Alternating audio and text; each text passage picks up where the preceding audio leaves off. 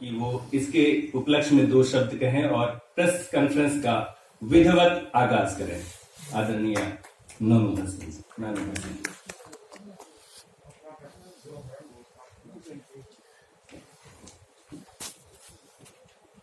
Hello.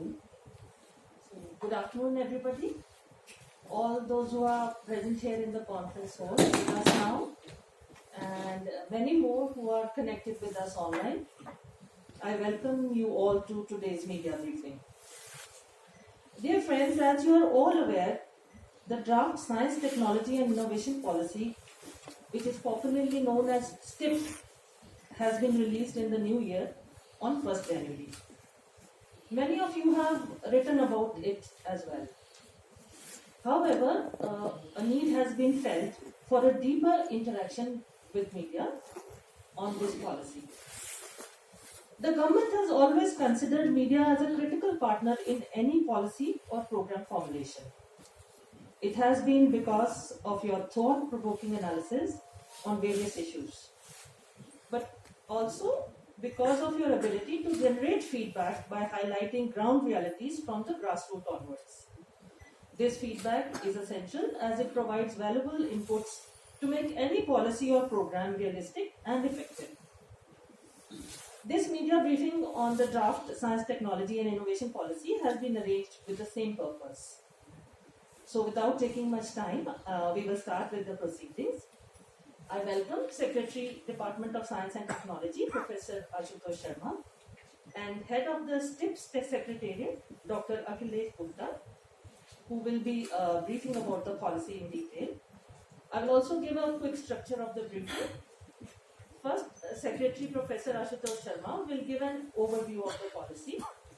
Then there will be a detailed presentation by Dr. Akhilesh Gupta. After that, it will be followed by the question and answer session. So now I hand over the dais to Professor Ashutosh Sharma. Over to you, sir.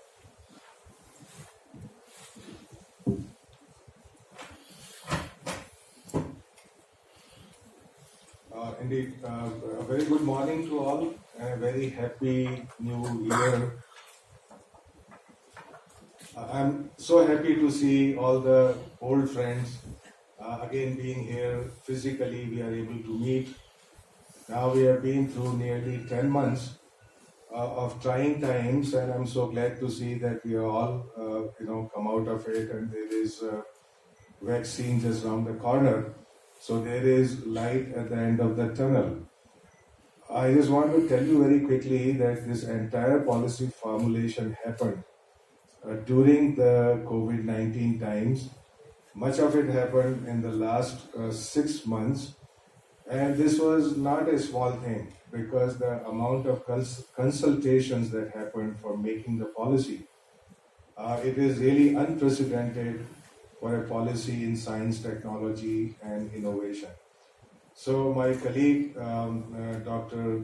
Akhilesh Gupta, would tell us the process by which policy was made. Indeed, with a lot of energy and enthusiasm and very wide stakeholder consultations. Because we should remember that science and technology is not only for scientists, it is for everyone that science technology impacts. So one would need to have these very wide consultations from school students to very deep scientists, very senior scientists, young people, young scientists, PhD students, college students, farmers, women living in small places, states. A very important aspect is to connect with the states who are little bit being historically little weaker in science and technology. Connecting with diaspora, connecting with our international partners through embassies and the bilateral partners which are international. So a very, very comprehensive roadmap indeed, and we would learn more about it. Now, I would just very quickly tell you an overview of why we needed a new policy in science, technology, and innovation. What is the need for it now? So one thing is we realize that science and technology and innovation is the strongest foundation on which our future will be built. So even after COVID-19 has disappeared from the margins of history books, our overarching challenges for the entire humanity will be solved, addressed only by science and technology. And these challenges were the challenges which were not clear even 10 years ago. So this is the reason, one of the reasons as to why we need a policy now. To give you an example, the rise of intelligent machines, for example, artificial intelligence, machine learning, Industry 4.0, Society 5.0, how science connects with society, robotics, autonomous vehicles, all of this universe of intelligent machines, nobody had thought about them and their impact on everything we do 10 years ago. Similarly, there are so many disruptive, exponential technologies on the horizon that we have to be fully prepared for.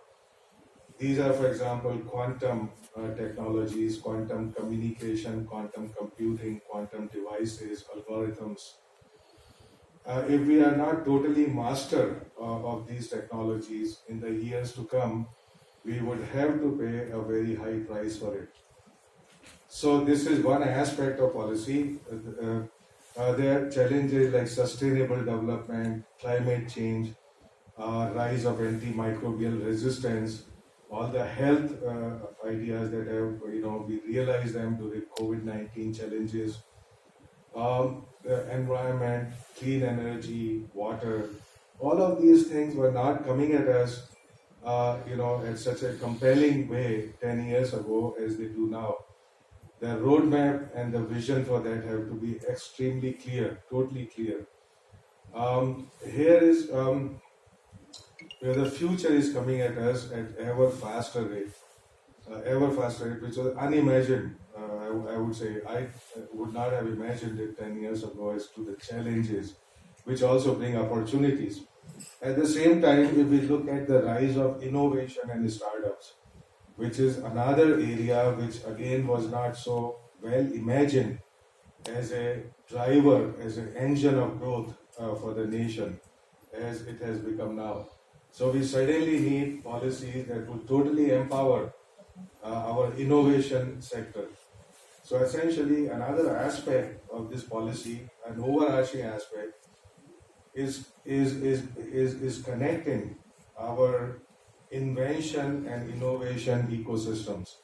So while our invention ecosystem like universities, IITs, R&D labs are working well even historically, it's not so well connected with the use of knowledge. So while we can create knowledge, we are very good at creating knowledge. India is number 3 in number of scientific publications, which is an indicator that we are good at creating knowledge. Now what we need is a relevance, quality and direction for this knowledge. And we need a connect of this knowledge with the people who would use it. For example, industry, for example, government, for example, startups, for example, NGOs, and even all of us who are here. So it is about democratizing knowledge, it is about having access to knowledge, and it is about disseminating this knowledge as well. And which is why science communication, for which we are here today, plays a very important role. So which is a very new component in the policy. How do we bring science, scientists, and the journalist actually together to be a co-owner of science, technology, and innovation, if you would. This is extremely important because it is through democratization, which means access to knowledge and access to all other resources like infrastructure. Right? So if we have a very good access to what we have, to all the people who can make use of it, then basically we are making strong connections and we are making full use of what we have and what we would continue to build. Now, democratization and diversity, which means inclusion, should become the engines of development. And so that's another aspect in the policy, which is saying, look, you cannot run on a single wheel. A single wheel will deliver that much power to a locomotive, but it's best when all the wheels are working together. So what are these wheels? These are certainly about inclusion in gender. This is inclusion and empowerment of young people. We have a demographic dividend now. I mean, there's young people, energetic people, educated people, aspiring people, but they need to have participation, opportunity, and empowerment, so that a young can bring new ideas and new energy into the way we do things. So it's about inclusion, equity, diversity, empowerment of all the different sections that would make it possible for us to do 100% science, technology, and innovation. So I think if I were to actually just describe the essence of this policy in one or two sentences, what is it aims to do? It aims to basically create an end-to-end science, technology, and innovation ecosystem, which is inclusive, which is empowered, which would allow us to do relevant and quality science, technology, and innovation, which would permeate every aspect of society. And in fact, we are starting right here. So all of us are actually stakeholders, equal stakeholders in this process, which is to take science, to take knowledge to every section which needs it, which wants it, and which would benefit by it. So I want to thank all of us, all of you who are here, who made it, despite all this stuff going on now. So it is great actually to be together once in a while physically, and I'm so glad we are here together. I would now request Dr. Akhilesh Gupta to make a tight, brief presentation on the key aspects of the policy that is in the draft.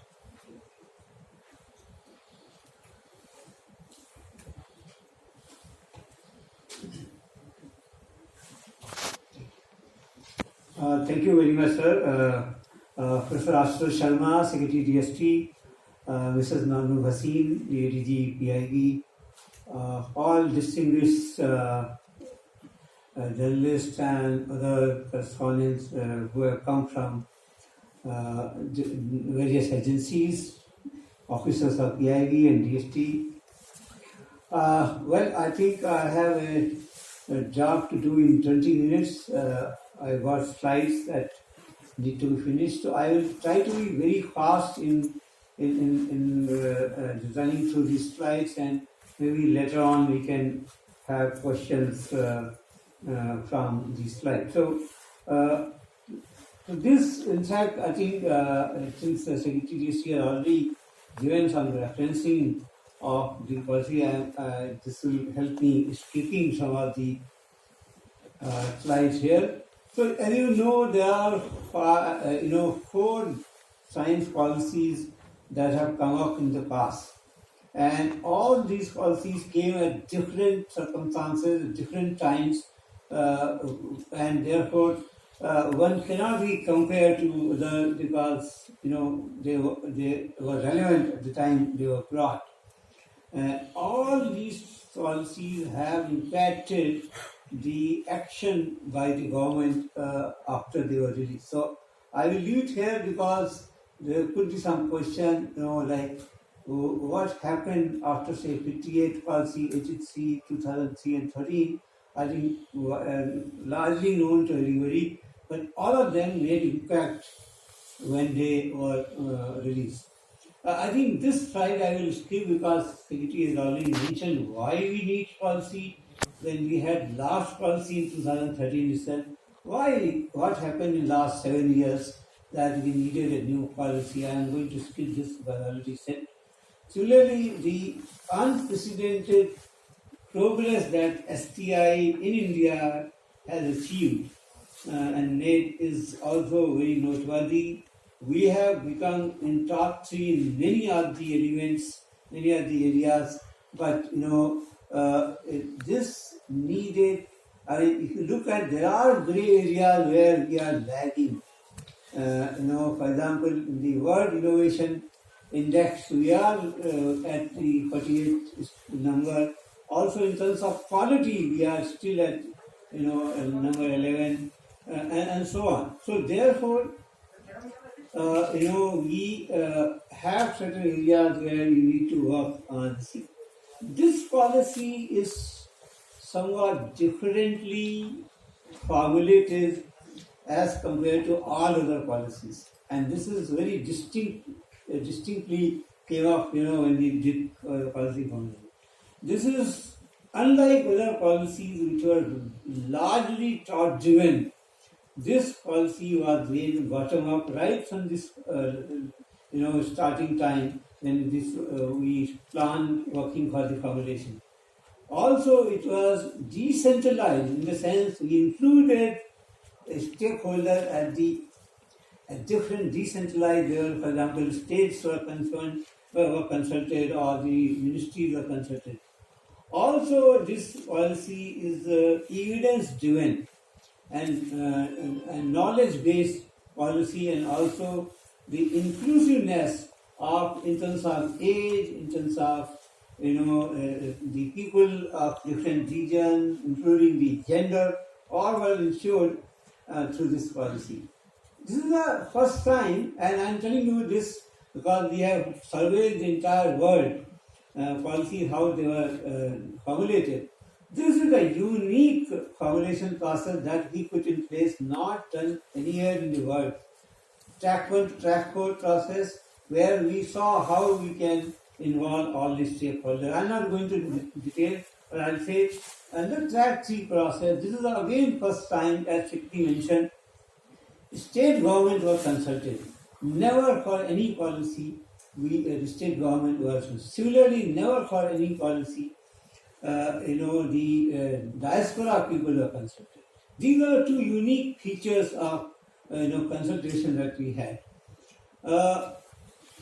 If you look at the process that, as Secretary mentioned, the entire process was completed in a period of 1 year. This is another unique feature of this thing. We started, in fact, actually the formulation process started in January 2020, but the actual kickoff was in the month of May, June. And so May to now, in the past 6 months or so, we have completed the entire process in a record time. A large number of stakeholders, you look at these, we had research students, young scientists, the state government, the academic institutions, and so on. So the range of stakeholders consulted has been almost, we didn't leave. So not a single type of category of stakeholder we left out. If you look at the entire consultation process in summary, we had 300 rounds of consultation, 300 plus. So beginning from the process in May to now, 300 rounds of literally every day 2 meetings minimum, and including Saturday, Sunday we had, and we interact one-on-one, 9,000 people were consulted, but extended early consultation 34,000, to total 43,000 people were consulted in last 6 months. 90,000 participated in the quiz that we put it on the website, on the GovNet website, and nearly 1 lakh ideas or suggestions came through email. So this is the largest, widest, quickest, and the most intense process that we have followed. Another important thing is that even at the formulation stage, the women participation has been ensured. We had put together all the committee, 30 to 40% representation of women scientists and other stakeholders. Even in the all this the panel discussion that we organized, we ensured that there should be equity maintained into the thing. also we had focus on young as well as the old both. The youngest participant was something like 10-year-old boy, and the oldest was 85 years person. So which means range of people, not just in terms of this type and but also age wise. This policy, I'm going to give a glimpse of what it contains, but this is a policy which actually gives, it has, food for everyone. There are more than 100 top ideas in the entire policy. If you read, you will know what our top ideas are. I'm going to present only some top ideas that we have. There are 11 chapters in the entire policy, and so let me come one by one. So in the open science, as Secretary mentioned, is open science is I think it has been debated extensively at different fora, and worldwide the discussion going on. UNESCO in several of their commission meetings had discussed that there should be a global open science available. And this policy brings something very, very, I would say, out of this normal thinking. For example, we have brought a concept of a national STI observatory. Although there are observatories, there are portals available in the country at different domains, what we want here that there should be a one-stop shop for everybody. All the data that is generated from the government-supported funding, government-supported projects should be put as something. So all data, resources, knowledge, everything. So it's one-stop shop will be the national order. And as a part of this, we'll have a portal which is called Insta, and then also we will have. So this has both input and output mechanism, where the outputs are in terms of availability of the data and access, and also in terms of input, where all researchers are supposed to deposit their research papers or preprints with the authority. Of course, such a thing in some form already exists. Say UGC has set up a portal like this, but this is much more inclusive and very, very intense in that.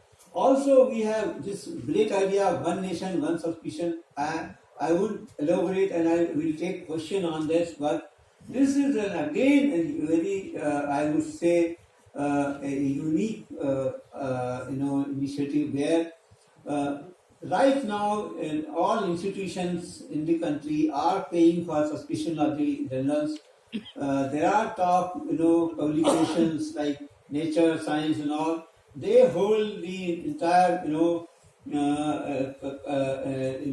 publication, and they charge hugely from this thing. There are 3.5 lakh, researchers in the country, and only nearly 1/3 are associated with institutions. Right now, the access is available to only these many people. What through this mechanism, we will like that every citizen of 1.3 billion population of the country should get access, although we might need to pay some different amount.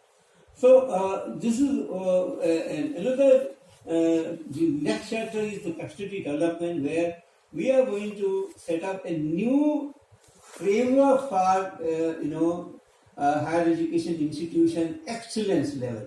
So already some excellence assessment is already done by Ministry of HRD in terms of their performance. This is a different kind of assessment where the parameter will be research. Of course, the associated parameters will be, contribution to the society and other things. So I'm not going to detail. Engaged industry is another concept where the science work for the society.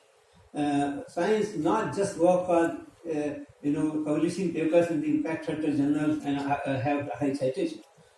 Similarly, we are thinking of creating, innovation and entrepreneurship centers in different institutions in the country which will work at the level of innovation rather than working just on the level of science. Similarly, developing teaching learning centers in the similarly, collaborative research center which will work with the MSME, startup and industry need to be created with connecting the industry with the universities and higher education system in STI research. R&D institutions, large number of R&D institutions are there in the country, especially if you could see that even science and technology, Ministry of Science and Technology or Earth Sciences put together still have more than 100 institutions. 150 institutions, in fact, if I count all the autonomous institutions put together. What should be their role if they continue to be, also for the academic and research, beside research activities? So they can get the integrated network and we can have a national university system that connect all the autonomous institutions as the department or the university. Also, there is a need to put in place professionally managed, equipment infrastructure. See, a large number of funding going for the infrastructure in the country, but that's not going for the utilization by the researcher in a big way. How do we create consolidation of those things and creating a network is an important thing. In the financing part, we have so many recommendations where it is dealt with. Main concern that all of you must be knowing is that how do we create an ecosystem where that S&T gets penetrated into line ministries and the state government, because state government have not been able to participate in the R&D, especially science and technology, because science and technology being a central subject, and the state government participation have been minimal to the level of central sector scheme. How do we convert that central sector scheme into centrally sponsored scheme is a challenge, and that we need to work. So there is a need for allocation of funds to the state level, state government, as well as the the line university. Similarly, MNCs have been not participating in an organic linkage with the Indian STI ecosystem. How do we promote them, incentivize them? Indian industry become part of the MNC research is very important. Incentivization, this issue came up in a big way, where we are targeting to increase the R&D contribution to 2% of the GDP. We have been always thinking that government must pitch in and increase that to 2%, which is actually, if you look at the any country in the world, you find that although countries like US and UK and have had GDP contribution to ARD, but that contribution comes largely from the private sector and not from the government sector. In India, the situation is reverse. R&D is largely contributed by the government. Just in order to reverse that, we need larger participation of the industry. What kind of incentivizations are required, and all those things are given in this. So this is all like, how do we create trust between government and private. So this is STI development banked ideas that we create a corpus which should stay outside government, outside the private, and work for the long-term, high impact mission programs.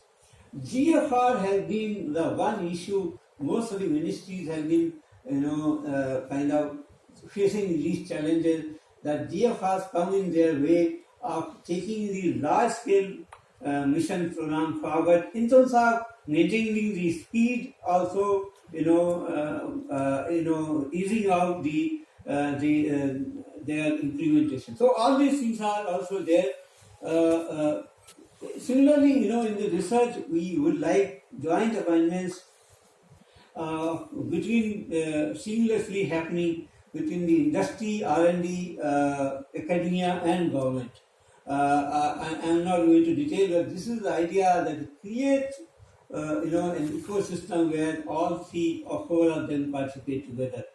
Rural areas need to be integrated in the R&D with the mainstream R&D. Also, we need to have stakeholders such as Line Ministry participating in the large R&D program. Ease of doing research is very important. In fact, Honorable Prime Minister has been emphasizing on this issue time and again, and there are many recommendations related to this on this. In the entrepreneurship and innovation, we need to the policy focuses on the traditional knowledge system, and I think there is a definition of traditional knowledge system.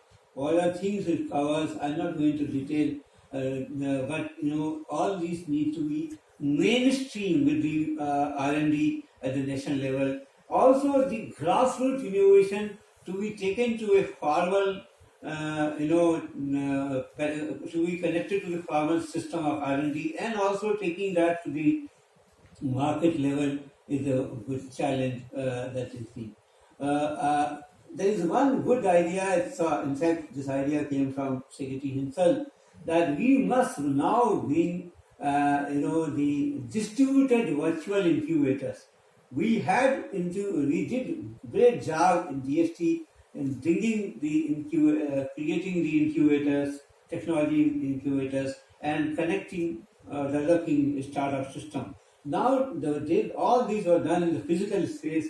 I think time has come to create virtual space and increase the number of startups 10 times.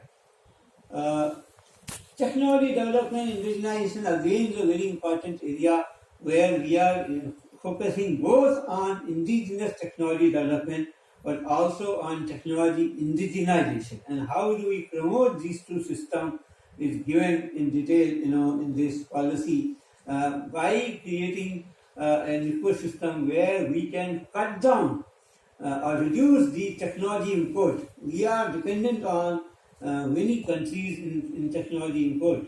How do we create an Atmanirbhar Bharat by becoming self-reliant in the technology is the summary of this chapter in BPA.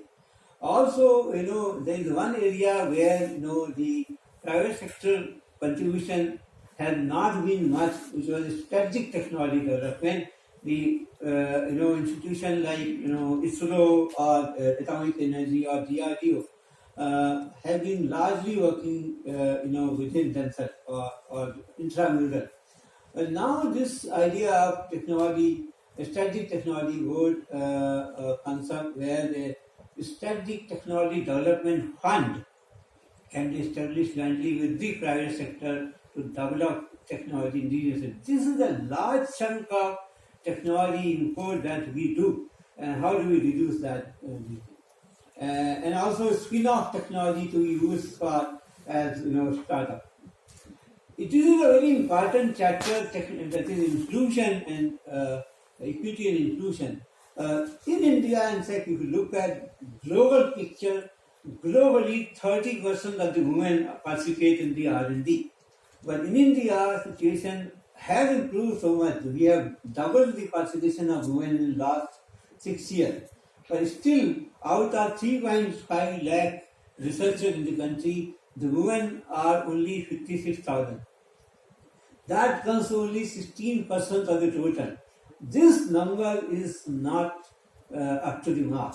We need to take this to 30% to be globally competitive and globally relevant in the equity and business. So this chapter focuses ways and means how do we achieve that. So there is a UK-based charter called Athena Swan Charter. That is applicable in many countries like Australia and many others. They have implemented. How do we implement an Indian version of Athena Swan for the country to address some of the equity issues? That is the chapter. In fact, GS3 has already initiated a scheme, a program called Gati. That actually is an Indian version of the Asana song. But all these things are important. There are many issues, ageism related issues are there. You see, leadership issue. Women are, if you look at today, not a single IIT, right, not from now, right from the independence, is headed by a woman. So, these are issues that need to be addressed. Leadership issue is very important. So there are many issues related to that. I'm not going into detail. Along with the gender, the other issues like how do we create traditional knowledge equity. We also create issues like the LGBTQ issues and also issues related to Divyangans issues. So there are many issues that are put as a part of the scene. Science communication is again an area which is considered as one vertical. Science communication requires mainstreaming where every institution should have a science communication wing to create a mainstreaming of this thing instead of putting as a vertical. There are a large number of this thing are there, and the new policy that DST is bringing out on the scientific social responsibility is going to be a game changer in this thing, and therefore there is a reference of that thing. Also, we need to have more penetrating into the villages and the rural areas and communicate science. So there, we need a multiplier for the science communication. Science cannot be in the lab. It has to be going out to the public for this thing. International STI engagement, there are a good number of things. I think, as Sriti mentioned, the engagement with diaspora is very important. We never did a very sincere job in bringing diaspora into the.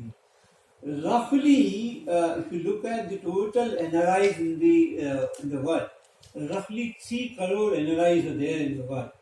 Out of that, the science and technology, those who are contributing meaningfully and maybe few lakhs.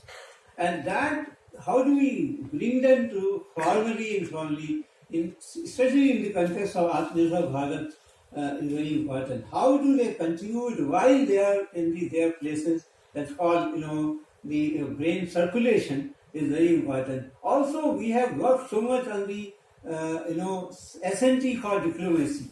But now, along with the SNT for diplomacy, we need to work diplomacy for SNT.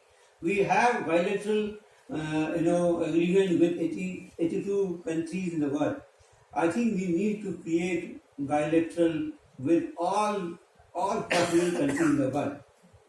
So we need to use diplomacy for SNT for that.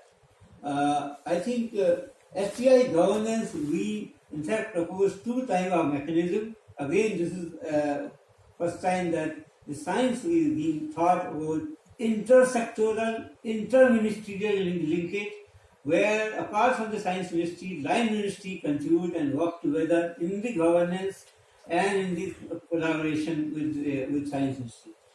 The second issue is interlinked central state and interstate mechanism, where the states participate with each other and central state participate each other.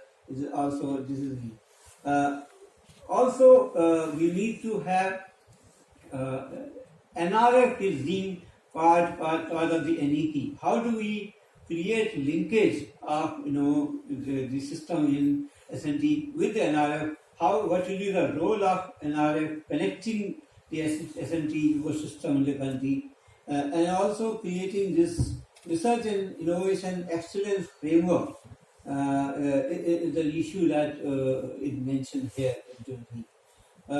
Lateral entry of scientists in the government. Already we have system like Niti Aayog is working on that. We need to have a policy as to how we bring lateral entry into the government, especially in the ministries. I think we in this policy, an STI policy institute is proposed where it will function at all the three levels: metadata, advice, and policy. All the three put together need a convergence, and for that, a national SMT institute. Overall, there is a vision that we have given that we would like India to be among the top three scientific superpowers.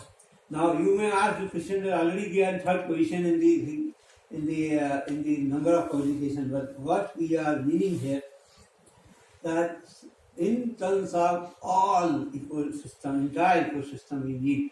So not just in terms of publication. And also we would like science to contribute to people. So there has to be a people-centric science and technology innovation ecosystem developed. Also the FT, this is the grey area of our country where the full-time equivalent researcher in India is one of the concern for the country. We have just, the number is around 255 per million of population.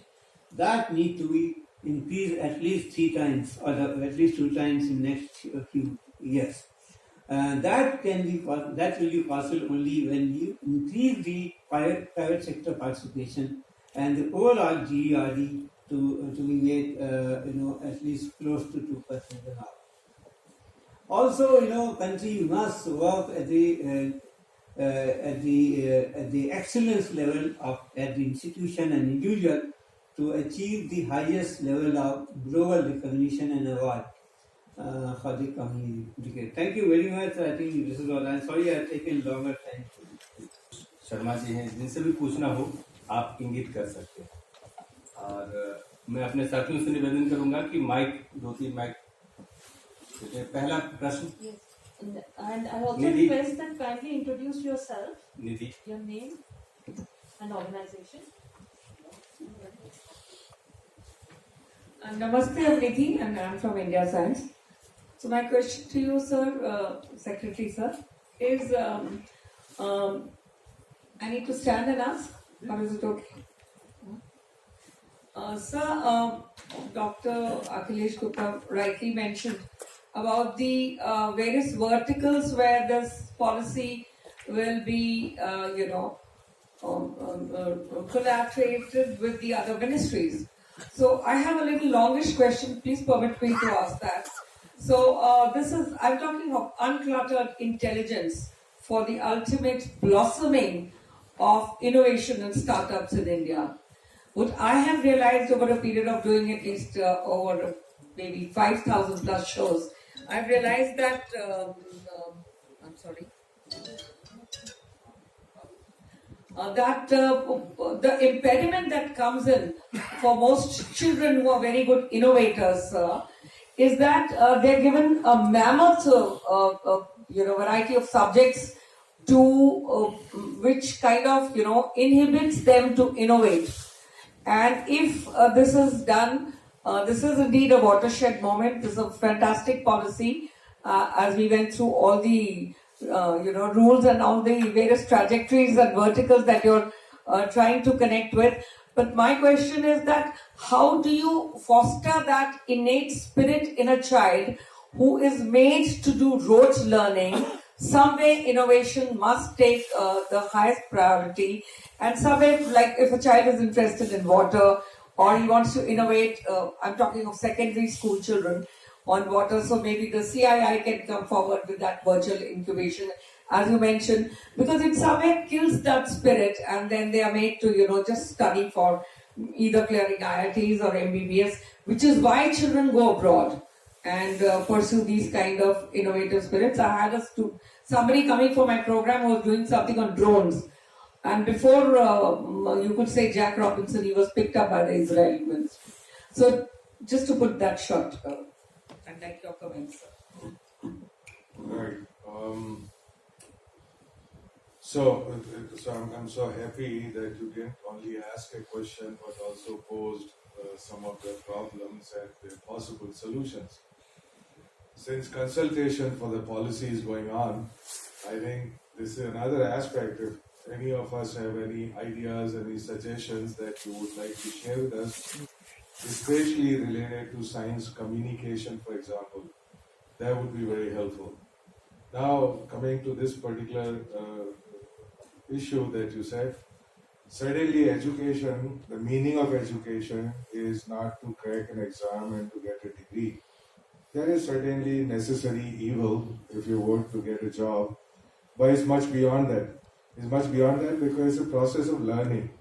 It's a process, the education basically empowers people for learning, and this aspect has become so critical as to we cannot imagine today sitting here as to how it is going to be in 20 years.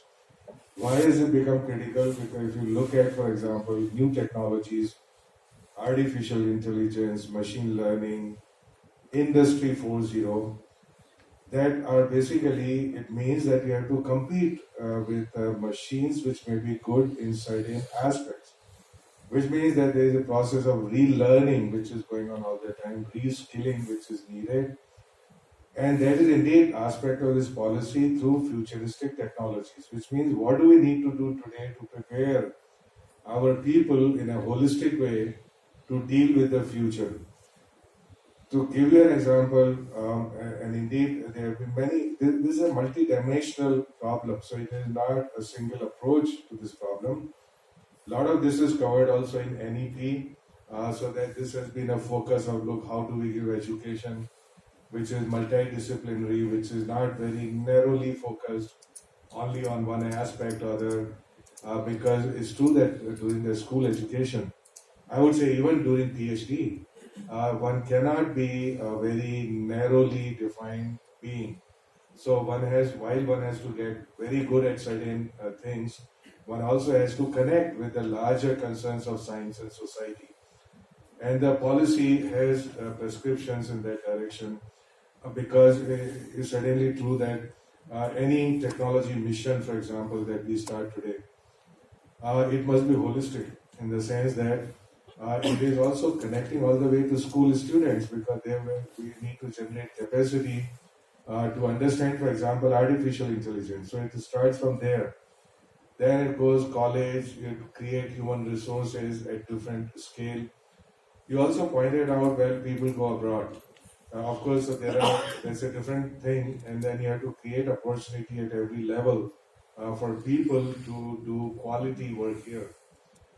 To give you an example, one of the things which have been largely missing in our opportunity ecosystem is after PhD. So immediately after PhD and before finding a job.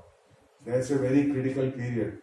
This is where if people don't find an opportunity, they would go abroad. And that's the worst time to lose them, because nation has already supported them through school, college, and even PhD. So there's a lot of investment which is riding on them. And then the best of those brains which have performed well in research, at that point, might leave because they don't have a quality opportunity. So therefore, it's clear that one needs quality postdoctoral programs, for example. And again, that's part of the policy. So point is that we have to look at where are the gaps in any of this. How do we have more innovation-related programs in school, starting from school? To give you an example, some of you know about this program called Manak, which is now scaling up. It started about 2-3 years ago, but now scaling up numbers, which means innovative ideas competition in schools. In any of the languages of the country, top 2 idea from each school, reaching 5 lakh schools, which means 1 million or 10 lakh ideas every year. And then rewarding those ideas, making prototypes out of them and competitions and so on, it brings exactly the spirit that Nidhi Kumarji you were talking about. It's for people to understand the power of ideas, be excited by them, be inspired by them, and take it forward. So when they grow up, they may be thinking about becoming an entrepreneur, having a startup, all of those things. Anyway, point is, this is a multi-dimensional problem. And indeed, there are many, many different approaches in the policy that would actually converge towards that ideal. आप सबसे एक विनम्र अनुरोध है कि अपने mobile को silent mode में कृपया डाल दें। जी Another mic? जी इधर I have one more question, sir. May I ask? पूछने देते हैं, फिर आप आ जाएंगे. कहाँ the mic here? Should I get up? So good afternoon. My name is Sanjay Agarwal. I have a portal, World News 24/7, and I've been covering a lot of things on science.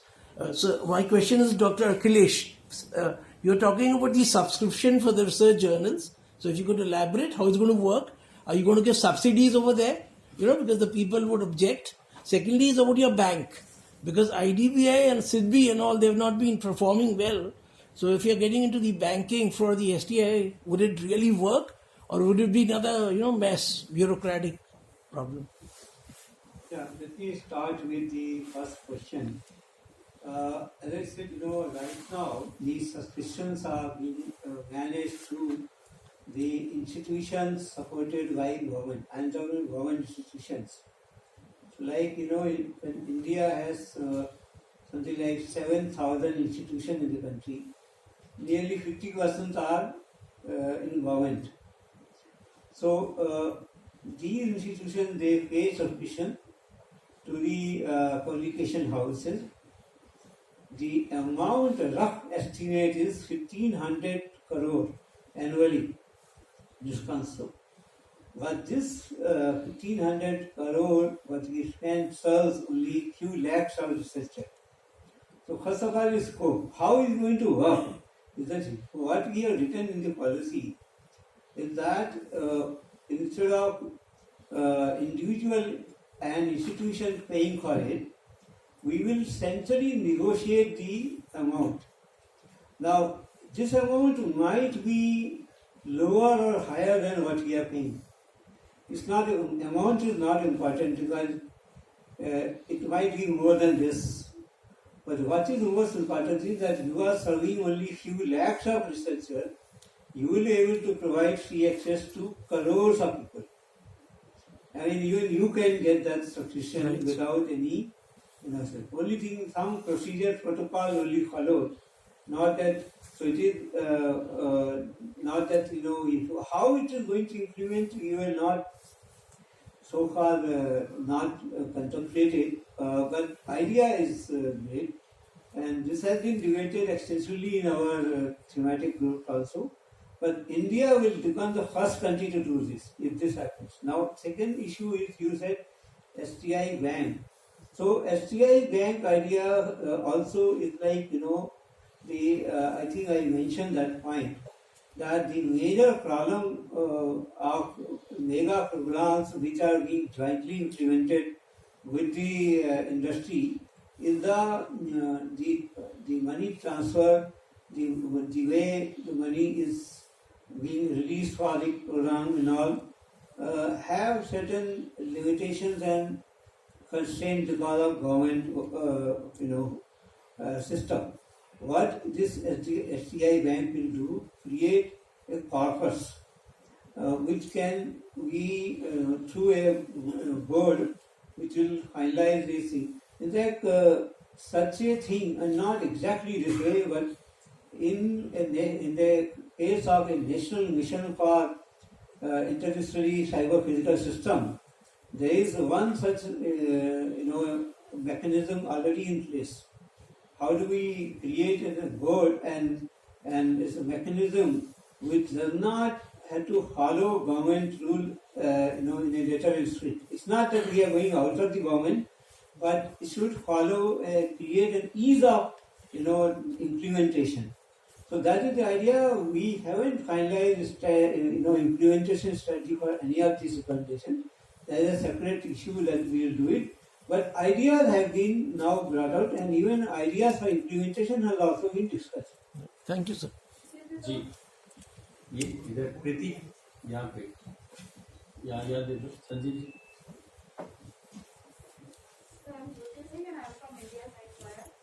Can you switch on your mic? आपका mic ji. Hello, I'm Jyoti Singh and I'm from India Science Wire, India Kisar. Sir, the open access thing is a welcome move from the government side, but still there are so many questions like how, already you have answered, But still, if you could be more clearer on the roadmap ahead, how you are going to like implement that negotiation you said. So is it like how you are going to do that? I want more clarity on that. It is like, a simple, I will give example. Suppose you buy a Microsoft Office. Okay, so everybody is buying Microsoft Office for his PC or laptop. Suppose there is a mechanism that we negotiate with Microsoft and get central license for multiple use. I mean, institutions do single license, multiple use of one package. So it may be profitable to the company also. So we don't know how it will turn out to be. I mean, we are not, as of now, we do not have clarity on that issue. To tell you frankly, but this is done, this is doable, because even it is in the benefit of the company, publisher, that they will say, okay, this much money is centrally being paid by government, and we are going to give access to all. That's a very simple So thing. would you like to clarify further elaborate on this? Yeah, no, I think it is very clear. See, look, how does it proceed? It proceeds by saying that we pool our resources. Now, India actually is rather unique in that sense because most of the scientific literature is being paid by the public sources, by the government, whether state government or central government, which may not be true in other countries.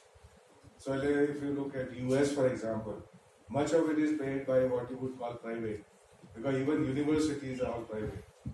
Right? It's not the federal money which is directly going into all of these things. So that gives you a muscle for negotiation, right? Because you have actually one place, one kitty, from where all your money is coming from. So it's no point fragmenting that kitty first and then having the little negotiations which are not very effective, because every college, if they were to negotiate, they cannot really negotiate. They're not negotiating from the position of strength. So you understand the logic of this approach. Now it's fairly clear that this negotiation, of course, how negotiation, if you've done any corporate negotiation, then you know how it is done. So the process of negotiation would be followed, and indeed, I haven't any doubt at all that this would be something that would bring additional value to the country. Okay. Yes, gentlemen, you can answer. Thank you. Thank you. I'm Vijay Goyal from the Chronicle. I have a few concerns, and I wonder if you can enlighten us as to how this new policy would address these problems. The first is declining number of students taking science. Go across Delhi, science teaching has virtually disappeared from government schools. Even in public schools, there are very few students who take science. So how does this new policy inculcate interest in science?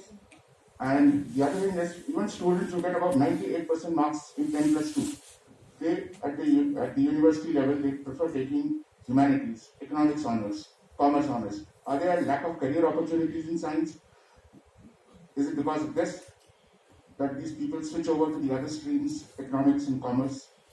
The second thing is, a mention was made about lack of leadership, women leadership in science, especially IITs and AIMS and other places. Is it because of a deliberate gender bias at the highest level, at the political level, at the bureaucratic level? Because I remember there are only a very few women whom I can remember heading science institutes. One is there was a lady who was heading the National Brains Research Center, or two women secretaries in the Department of Biotechnology, or one women scientist at ICMR. So is it some kind of a deliberate gender bias at the highest level? And third thing is, you can only develop innovation provided you give impetus to basic science. And is there any way in which you are tending to promote interest in basic sciences and opportunities in basic science? Thank you. Yeah, let me first come to the gender question. In fact, this is so related to the same question people also ask as to why there are not so many women grandmasters in chess. It actually is totally related question, and I looked at it very deeply. Now, there are not so many chess grandmasters women because not so much because that their brain works in a different way or something. It's just because the pipeline going into before you become grandmaster, the number of women who take up playing chess very seriously is much fewer. So the same number is reflected when you go to the top. Now, why is this question related? You gave two examples, let's say in biotechnology and ICMR. Now, it so happened that these are the areas which are rather well represented by women scientists. So, if you look at medical profession, for example, you would see close to 50% women medical doctors. If you look at biosciences, you will similarly see that it's rather well represented in terms of women scientists. But now look at certain areas of technology like mechanical engineering, what have you, or mathematics, or theoretical physics, or high energy physics. There are certain areas in which there is a huge underrepresentation of women. And that becomes even more critical as you go to the top colleges like NIT, IIT, and so on.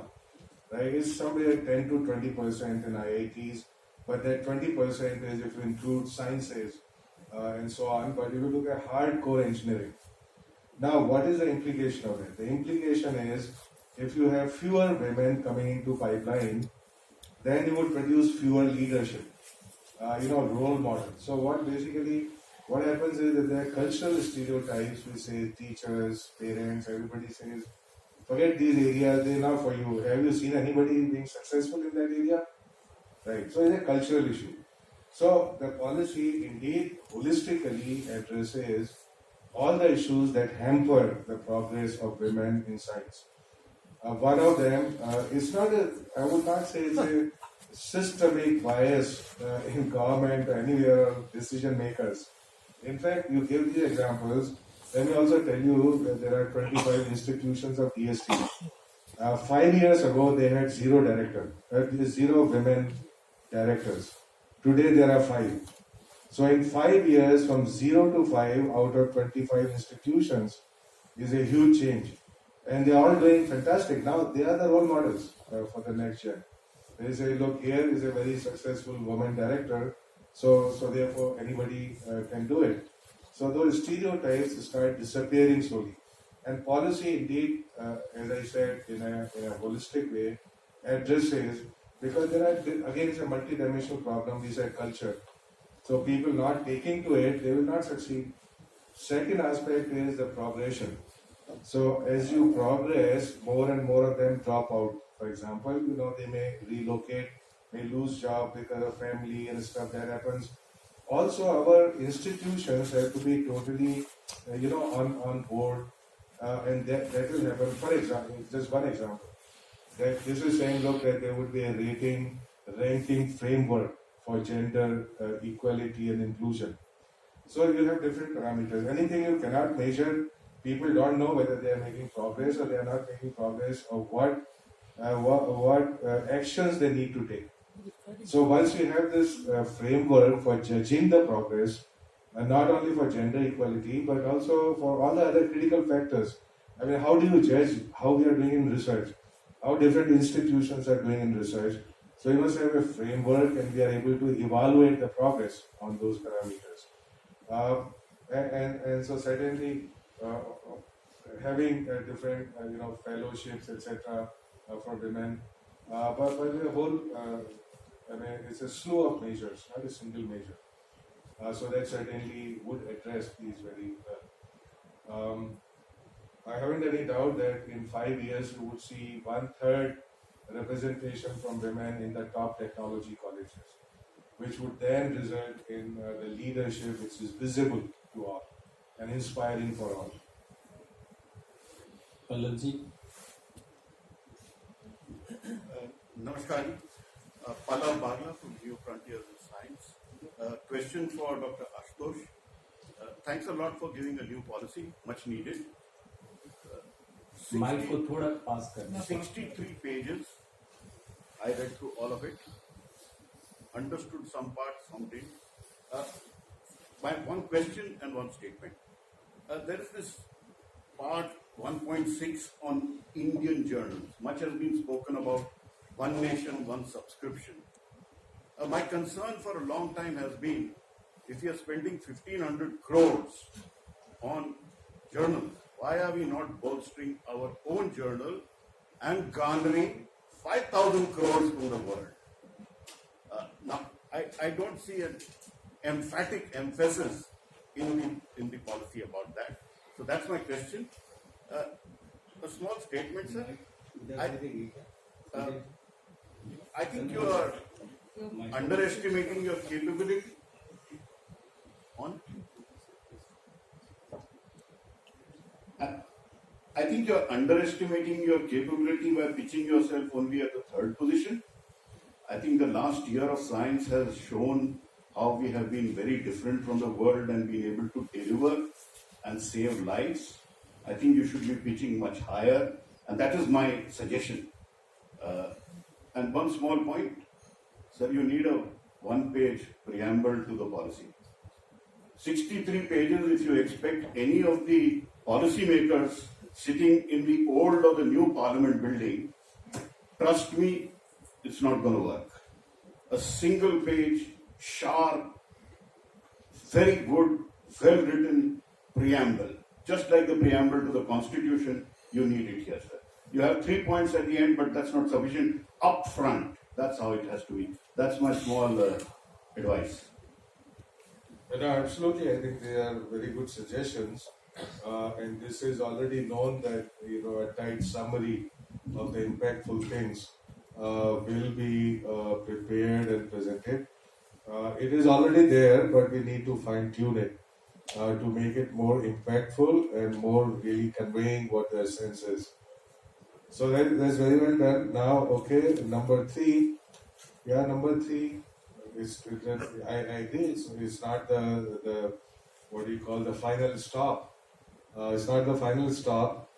This is the interior measure of the life of the policy. And certainly our ambition can be higher than that. How many people here agree our ambition for next 10 years should be higher than being number 3 in the world? Just raise your hand. Oh, wonderful. So, include that. This is stakeholder consultation here.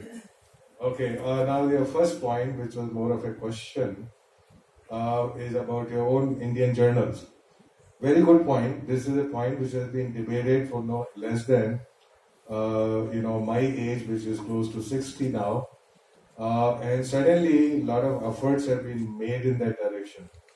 And we have learned a lot from the fact that not China, not Korea, not Japan, not Germany, not France has been able to produce any of the top-ranking scientific journals in as many decades. Now, this is not to say that India should not have make very bold moves in that direction, but there is something else that we need to do. So, you have seen this repository, right? An open platform on which you see that every work that we produce can in fact be catalogued there. Now, what I mean by catalog is it goes a little bit more than being a repository. And this is in fact a very realistic solution. I'll tell you why.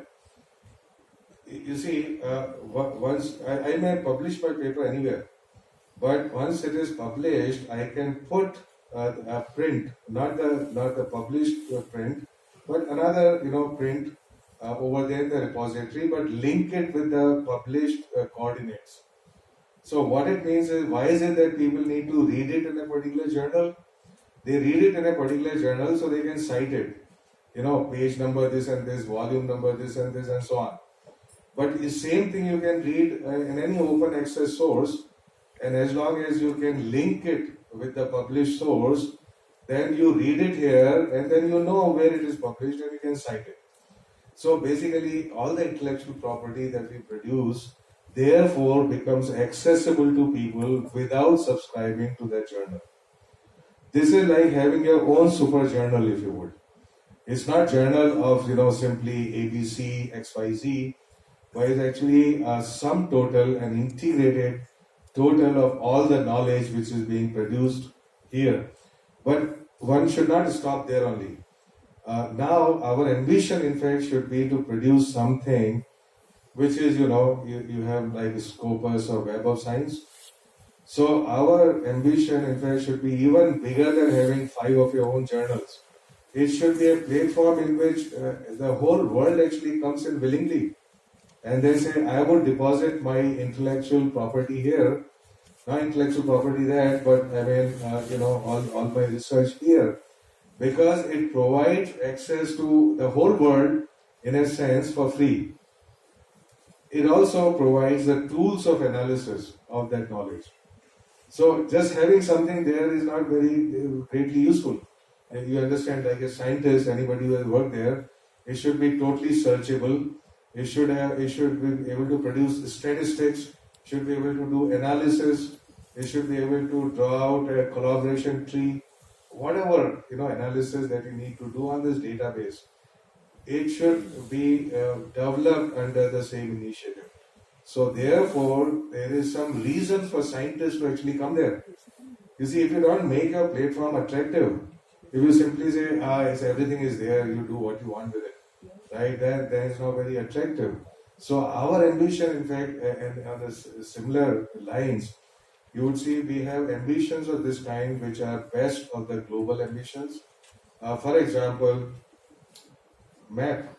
Okay, where our satellite maps, which we should be using for our navigation.